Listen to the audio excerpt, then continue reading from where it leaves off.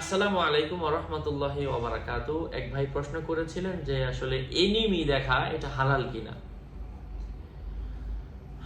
তো আমরা এনিমি দেখা আসলে জায়েজ আছে কিনা এই বিষয়ে ইসলাম কি বলে।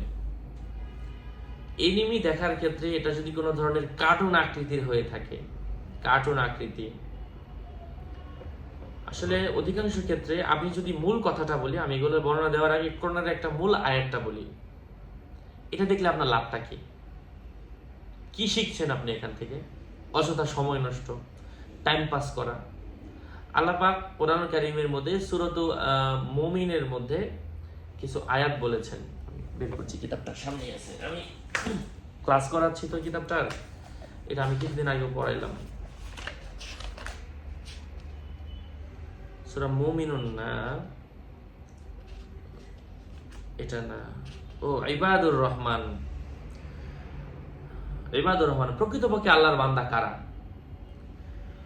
প্রকৃতপক্ষে আল্লাহর বান্দা হচ্ছে, কয়েকটা গুণ বর্ণনা করা হয়েছে। আমি মসজিদে নামাজ পড়ালাম, ওখানে আমি এই বান্দাদের গুণ নিয়ে আলোচনা করেছি এই কিতাব থেকে।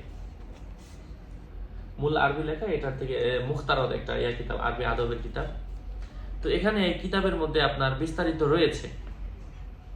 ওয়াল্লাযিনা লা ইয়াদউনা মা আল্লাহি ইলাহান আখার ওয়া লা ইয়াকতুলুন নাফসাল্লাতী হারামাল্লাহু ইল্লা বিল হাক্কি ওয়া লা ইয়াজনুন।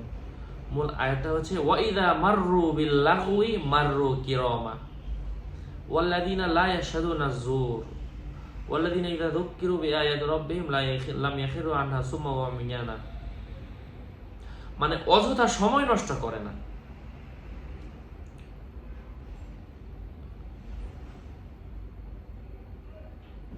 মানে অযথা কেউ সময়, যারা অযথা সময় নষ্ট করে এই হচ্ছে শয়তানের ভাই। মুমিন চলবে, একজন মানুষ যখন হাঁটবে, বিস্তারিত অনেক লম্বা আলোচনা, অনেক লম্বা আলোচনা। ইয়ামশুনা আলাল আরদি হাওনা, যখন সে জমিনে চলবে, যখন সে গাম্ভীর্যভাবে চলবে, মুমিনের দৃষ্টি সে দেখছে, চিন্তা করছে এখান থেকে আমার আল্লাহ আমাকে কি দিয়েছে, এবং আসলে আল্লাহ আমাকে এটা কেন সৃষ্টি করেন, মানে আল্লাহর সৃষ্টি নিয়ে তার চিন্তা থাকবে। আর আমরা এই এনিমি দেখি, এই করি, সেই করি, গেমস খেলি, এগুলো তো আসলে জায়েজ নাই। এই সমস্ত জিনিস দেখে টাইম পাস করা জায়েজ নাই আল্লাহর এই আয়াতকে সামনে রাখলে। তাছাড়া এখানে তো অযথা সময় নষ্ট হচ্ছে।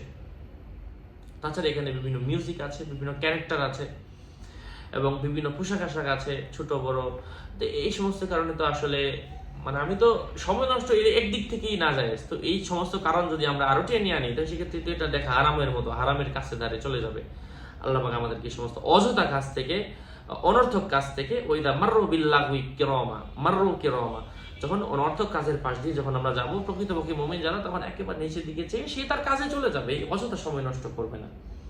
আল্লাহ পাক আমাদের সবাইকে এই সমস্ত অযথা কাজে সময় নষ্ট করা থেকে হেফাজত করেন। যাই হোক, সুস্থ থাকবেন, ভালো থাকবেন। এটা আসলে দেখা কোনোভাবেই জায়েজ না। এমনই আপডেট পেতে সাথেই থাকবেন। যদিও কথাটা আপনার মনোভূত না হতে পারে যে হুজুর আমার পক্ষে বললো না, আমি তো আসলে টিভি সিনেমা নাটক দেখি না, আসলে এগুলোও না জায়েজ। এটা অযথা সময় নষ্ট হচ্ছে। আর অন্য কারণগুলি, আরো অনেক কারণ আছে, টেনে বের করলে আসলে আরো বড় হারাম হয়ে যাবে।